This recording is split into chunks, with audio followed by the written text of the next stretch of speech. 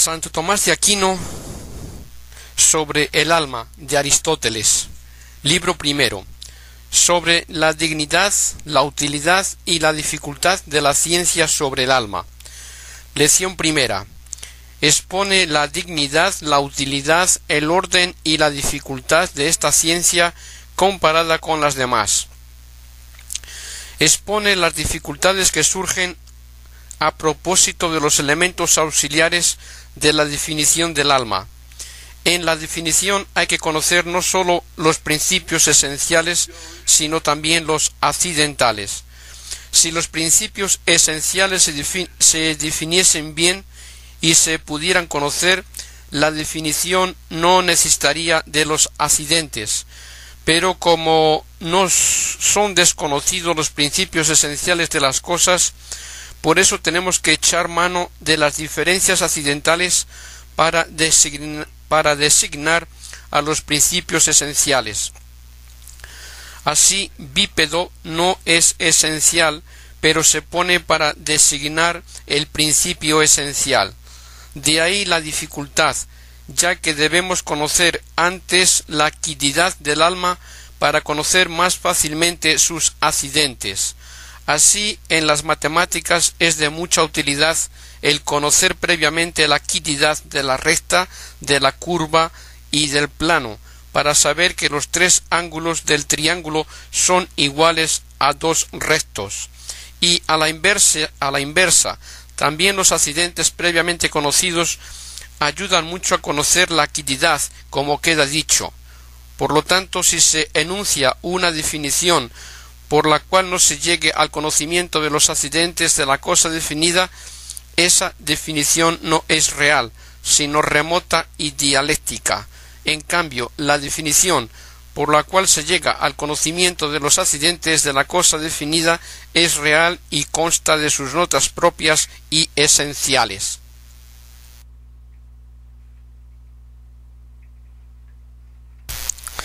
Santo Tomás de Aquino sobre el alma de Aristóteles.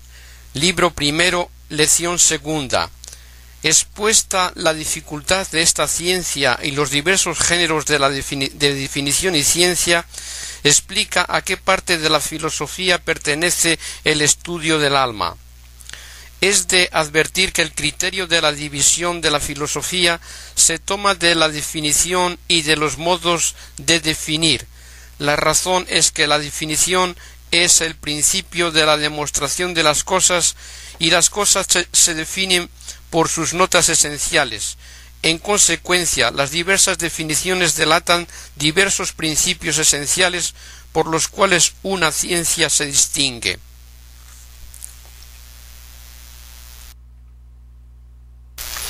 Santo Tomás de Aquino sobre el alma de Aristóteles. Libro primero, lección octava. Contra Platón aduce diversas razones por las cuales prueba que el alma no tiene ninguna magnitud. Expuesta la teoría de Platón, la refuta aquí Aristóteles. A propósito de esto, es de advertir que de ordinario, cuando refuta las opiniones de Platón, no las refuta en cuanto al pensamiento efectivo de Platón, sino en cuanto a lo que suenan las palabras. Hace esto porque Platón usó un mal método de enseñar. Todo lo expresa figuradamente y se explica por símbolos, de suerte que su pensamiento es distinto de lo que suenan las palabras. Así, por ejemplo, dijo que el alma era un círculo. Aristóteles, para evitar que alguien caiga en error llevado de esa manera de hablar, disputa contra él ateniéndose a sus expresiones. 10 razones aduce Aristóteles para refutar dicha teoría. Algunas afectan al pensamiento real de Platón, otras a las expresiones que usa. De hecho, no fue la mente de Platón que el entendimiento fuese realmente una magnitud cuantitativa o un círculo o un movimiento circular, sino que se lo atribuye todo esto metafóricamente. Con todo, Aristóteles, para evitar ese error que hemos dicho, arguye contra él, ajustándose a lo que suenan sus palabras.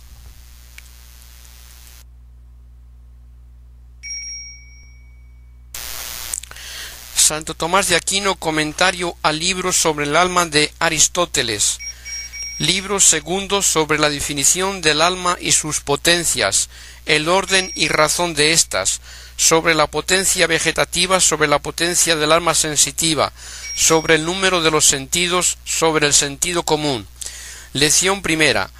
Propone lo que va a decir, después de exponer algunas divisiones, enuncia la definición del alma y explica cómo se une al cuerpo.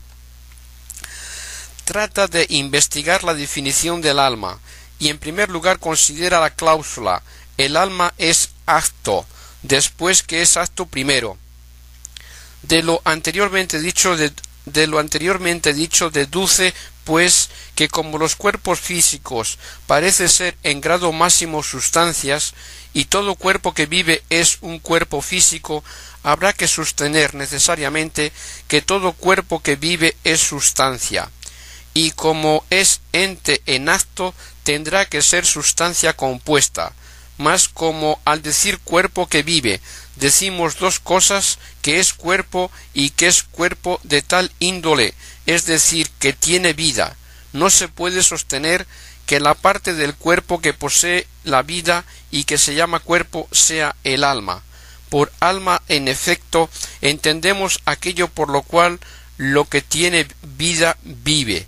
Por lo tanto, hay que concebirla como algo que está en un sujeto, entendiendo aquí sujeto en sentido amplio, no sólo en cuanto que se llama sujeto algo que es ente en acto, conforme a lo cual se dice que el accidente está en un sujeto, sino también en el sentido en que a la materia prima, que es ente en potencia, se la llama sujeto. El cuerpo, en cambio, que recibe la vida, tiene más el carácter de sujeto y materia que el de algo que está en un sujeto. Así que como hay tres clases de sustancias, el compuesto, la materia y la forma, y como el alma no es el compuesto, que es el cuerpo que tiene vida, ni la materia, que es el cuerpo que como sujeto recibe la vida, queda por exclusión que el alma es sustancia como la forma o especie de tal cuerpo, es decir, del cuerpo físico que tiene en potencia la vida. Y dice que tiene en potencia la vida y no que tiene vida, pues por cuerpo que tiene vida se entiende la sustancia compuesta viviente, y el compuesto no se pone en la definición de la forma. En cambio, la materia del cuerpo que vive está, en cambio la materia del cuerpo que vive está respecto de la vida en la relación de potencia al acto. Eso es el alma, el acto por el cual vive el cuerpo. Es como si dijéramos que la figura es el acto no del cuerpo que tiene ya la figura en acto, ya que eso es el compuesto de la figura y del cuerpo, sino del cuerpo que es el sujeto de la figura, que está respecto de la figura en la relación de potencia a acto. Y para evitar que alguien piense que el alma es acto como lo es una forma accidental, añade que el alma es acto como lo es la sustancia, es decir, como forma, y como toda forma está en una determinada materia, se sigue que es forma de tal cuerpo como queda dicho. Es de saber que la diferencia entre la forma sustancial y la accidental está en que la forma accidental no hace o constituye al ente en acto absolutamente, sino al ente tal o cuanto en acto, por ejemplo, grande o blanco o cosa parecida. Por el contrario, la forma sustancial hace ser en acto absolutamente. La forma accidental, pues, sobreviene al sujeto como ya preexistente en acto. En cambio, la forma sustancial no sobreviene a un sujeto preexistente en acto, sino existente sólo en potencia, es decir, a la materia prima. De eso se deriva evidentemente la conclusión de que no puede haber varias formas sustanciales de una misma cosa. La primera constituiría ente en acto absolutamente, y todas las demás sobrevendrían al sujeto existente ya en acto, con lo que le sobrevendrían accidentalmente, al no constituirla ente en acto absolutamente, sino sólo en un sentido o en una línea del ser.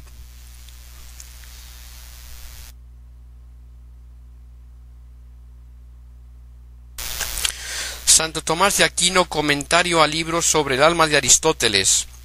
Libro segundo, lección sexta. Trata de las potencias del alma en particular y dice que hay que empezar por los objetos por los cuales se explican los actos y por estos las potencias y la misma alma. Dice que si hay que exponer qué es una parte del alma, es decir, qué es la parte intelectiva o la sensitiva o la vegetativa, antes es preciso hablar sobre los actos y decir qué es el entender y qué el sentir. La razón es que los actos y las operaciones son anteriores a las potencias. La potencia por su mismo concepto implica una relación al acto, pues es un principio de obrar o de ser sujeto, por lo cual hay que poner a los actos en la definición de las potencias, siendo esto así por lo que hace a los actos y a las potencias. Todavía hay algo anterior a los actos que se opone a ellos, sus objetos. En efecto, las especies de los actos y de las operaciones se toman de la relación que tienen a los objetos. Toda operación del alma es acto o de una potencia activa o de una potencia pasiva. Los objetos de las potencias pasivas las reducen al acto, como por ejemplo lo visible a la vista y todo objeto sensible al sentido. Los objetos de las potencias activas son respecto de ellas como fines. En efecto, los objetos de las potencias activas son lo que ellas obran, y es evidente que siempre que hay algo obrando o producido, lo producido es fin de la operación, como se dice en el libro primero de la Ética. Así, por ejemplo, la casa es el fin de la acción de edificar. Queda pues claro que todo objeto reviste respecto de la operación del alma el carácter de algo activo o de fin. Pues bien, de uno y otro recibe especificación la operación. Es evidente que las causas agentes diversas específicamente tienen operaciones también específicamente diferentes. El calentar procede del calor y el enfriar del frío. Igualmente del término y el fin recibe su especie la operación. El sanar y el enfermar difieren específicamente, conforme a las diferencias que hay entre la salud y la enfermedad. Así que los objetos son anteriores a las operaciones del alma por lo que atañe a la definición. Por eso habrá que hablar primero de los objetos antes que de los actos, por la misma razón por la cual hay que tratar de los actos antes que de las potencias. Los objetos vienen a ser como el alimento respecto de la potencia vegetativa y lo sensible respecto de los sentidos y lo inteligible respecto del entendimiento. Mas es de saber que los actos y las potencias del alma no se diversifican por los objetos diversos, más que cuando los objetos difieren en cuanto objetos, es decir, en la razón formal del objeto, como por ejemplo difiere lo visible de lo audible. Por lo contrario, si la razón de objeto es la misma, cualquier otra diversidad no induce diversidad específica de los actos y de la potencia. Es propio, en efecto, de la misma potencia el ver el hombre con color y a la piedra con color, ya que tal diversidad es algo accidental en el objeto en cuanto tal.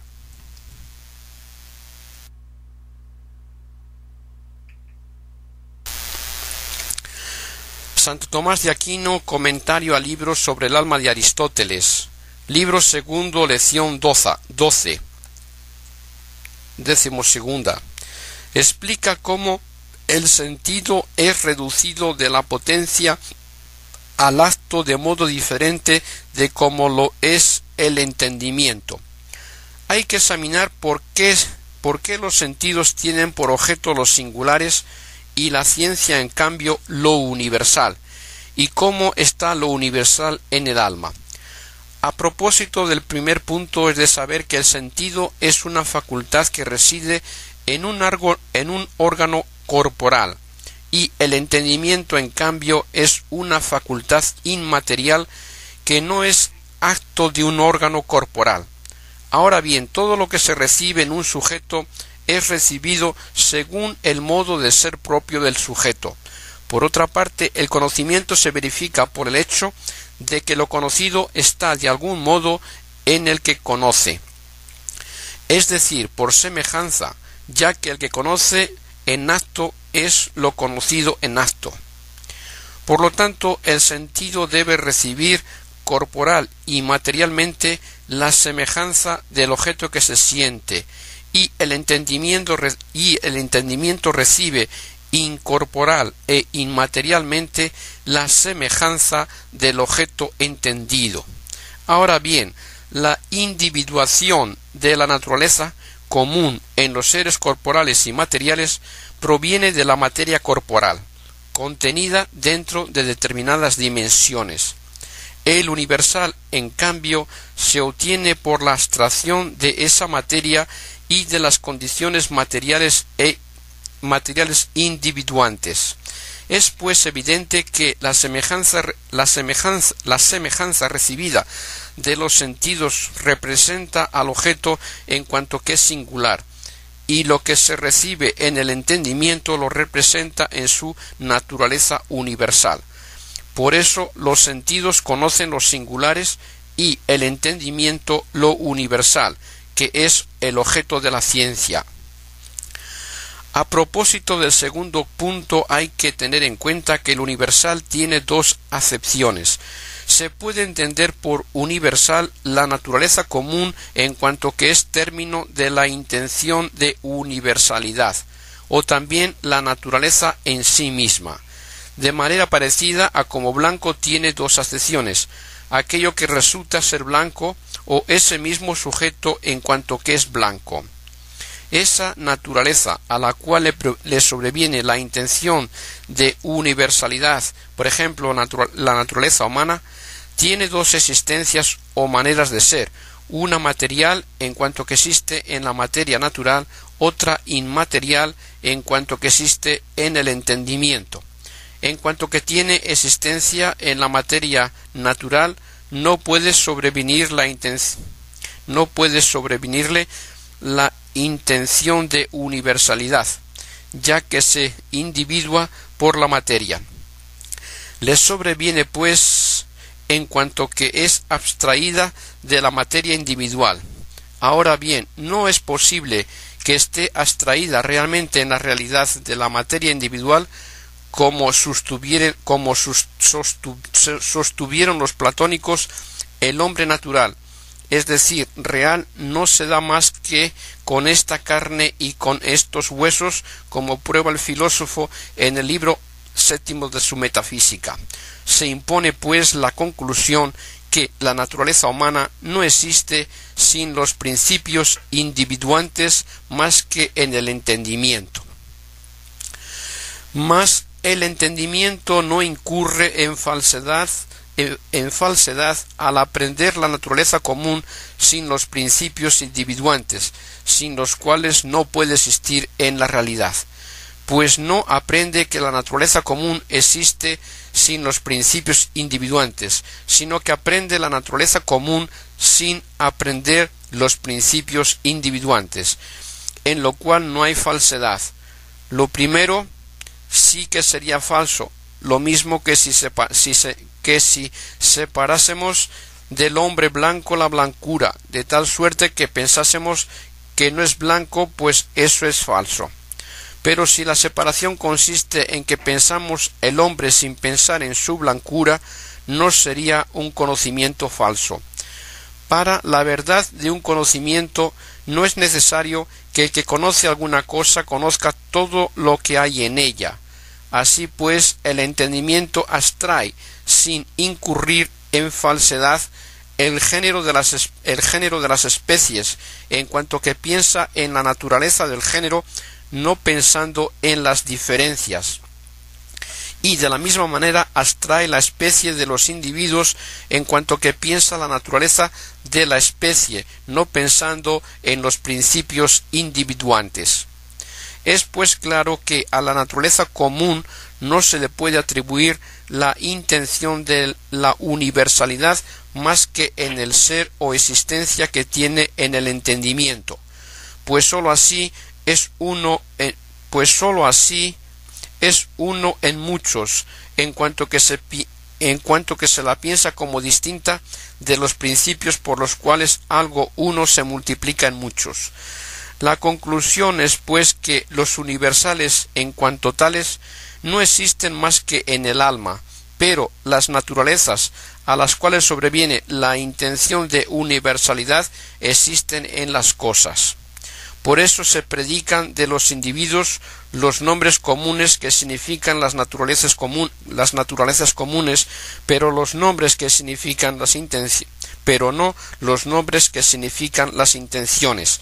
Sócrates es hombre, pero no especie, aunque hombre era especie.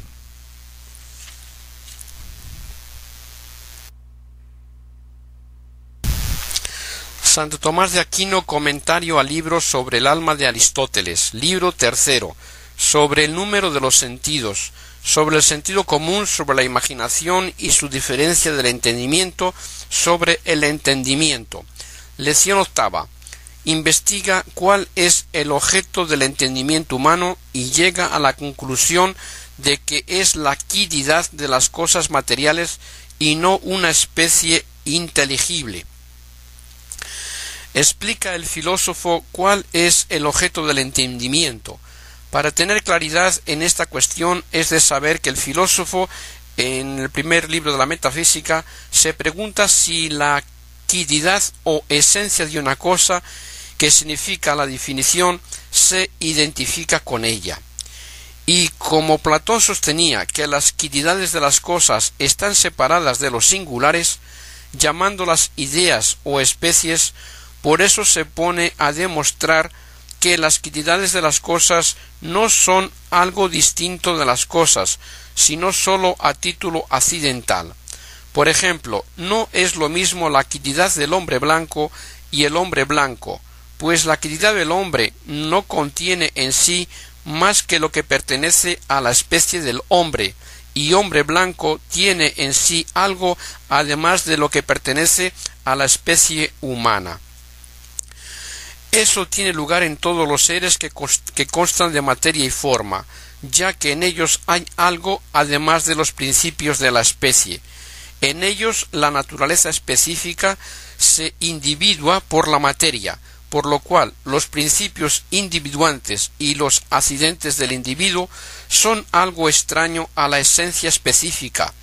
De ahí que bajo una misma especie se encuentren muchos individuos, los cuales, aunque no difieren en la naturaleza específica, difieren en los principios individuantes. Por eso, en todos los seres que constan de materia y forma, no son completamente lo mismo la cosa y su quiddidad. Sócrates no es su humanidad. En los seres, en cambio, que no constan de materia y forma, como son las formas simples, no puede haber nada fuera de la esencia específica, ya que la forma es toda su esencia. Por eso en tales seres ni puede haber muchos individuos de una misma especie, ni puede en ellos diferir la cosa y su quiddidad. Hay que tener en cuenta también que no sólo los seres naturales tienen la especie constituida por la materia, sino también los seres matemáticos. Es que hay dos clases de materia: la sensible, de la cual abstrae la matemática y que atañe a los seres naturales, y la inteligible, que atañe a los seres matemáticos. Esto hay que entenderlo así: cosa sabida es que la cuantidad ingiere inmediatamente en la sustancia y que las cualidades sensibles se fundan en la cuantidad, como por ejemplo la blancura y la negrura, el calor y el frío. Ahora bien, desaparecido lo que es posterior, queda lo que es anterior.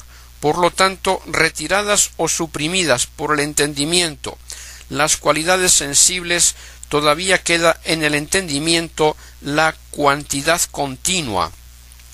Pues bien, hay algunas formas que requieren una materia que esté bajo una determinada disposición de las cualidades sensibles.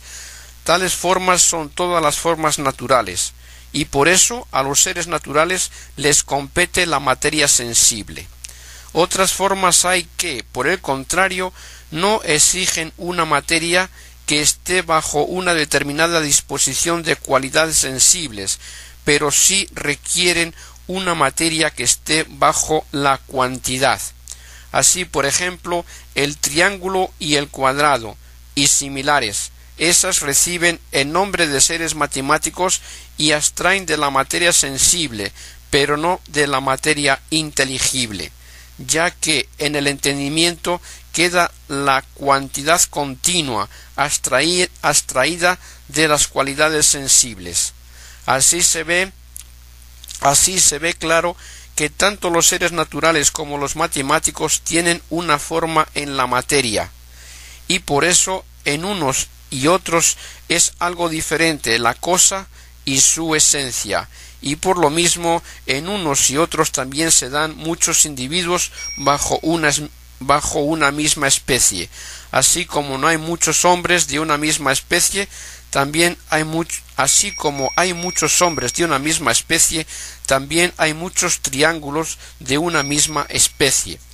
Y como para el conocimiento de diversos objetos se requieren diversas potencias cognoscitivas, propone la tesis de que el alma o conoce con una potencia a la cosa y con otra a su quiddidad, o la conoce con la misma potencia, pero procediendo ésta de diversa manera. Ahora bien, es evidente que la carne no se da sin la materia, sino que la forma de la carne es una forma determinada y en una materia determinada sensible. Como por ejemplo, Chato tiene un sujeto sensible determinado, la nariz. Esa naturaleza la conoce el alma por medio del sentido. Pero tiene que ser otra potencia la que discierna la quiddidad de la carne. Eso se verifica de dos maneras. La una, conociendo potencias completamente diversas, la carne y la quiddidad de la carne, es decir, que la potencia intelectiva conoce la quiddidad de la carne y la potencia sensitiva la carne. Eso tiene lugar cuando el alma conoce por sí el singular y por sí también el universal. Otra manera es conociéndose la carne y la quiddidad de la carne, pero sin que intervengan distintas potencias, sino que una misma potencia de diverso modo conoce la carne y la quiddidad de la carne. Ese es el caso que se da necesariamente cuando el alma refiere el universal al singular. Pues así como no podríamos, según hemos dicho antes, sentir la diferencia de lo dulce y de lo blanco si no existiese una potencia sensitiva común que conociese ambos extremos, así tampoco podríamos referir el universal al particular si no existiese una potencia que los conociese a ambos. A ambos, pues, los conoce el entendimiento, pero de diverso modo. A la naturaleza específica o quididad la conoce aplicándose directamente y al singular por una cierta reflexión, por la cual vuelve sobre los fantasmas de los cuales son abstraídas las especies inteligibles. Y como podría alguno decir que se entienden del mismo modo los seres matemáticos y los naturales, añade que según como son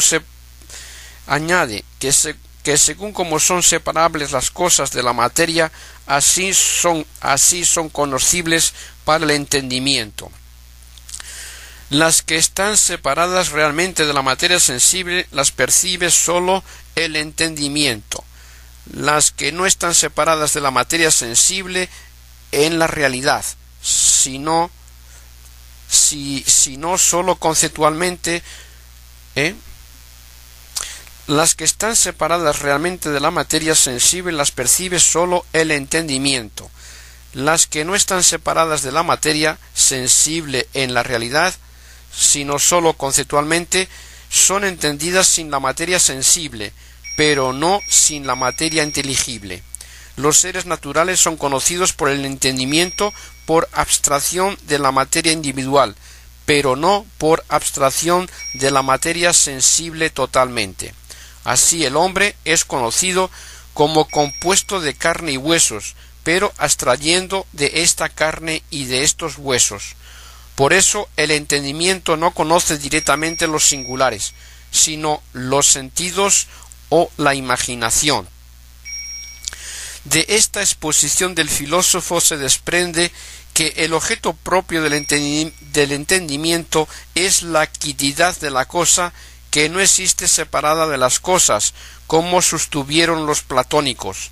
Así que lo que es objeto de nuestro entendimiento no es algo existente fuera de las cosas sensibles, como pensaban los platónicos, sino algo que existe en ellas. Si bien el entendimiento aprende las quididades de las cosas de modo distinto de cómo se hallan en las cosas sensibles, no las aprende como con las condiciones individuantes que se dan a la vez con ellas en las cosas sensibles. Eso puede verificarse sin que el entendimiento incurra en falsedad. Nada impide, en efecto, que de dos cosas que se dan a la vez sea pensada una sin que sea pensada la otra. Lo mismo que la vista percibe el color sin percibir el olor, pero no sin percibir la magnitud, que es el sujeto propio del color. Pues bien, también el entendimiento puede entender una forma sin los principios individuantes, pero no sin la materia, de la cual depende la esencia de esa forma. Así no puede entender chato sin la nariz, pero puede entender curvo sin la nariz. Por no hacer esa distinción, los platónicos dieron en pensar que los seres matemáticos y las quididades de las cosas están separadas en la realidad como lo están en el entendimiento.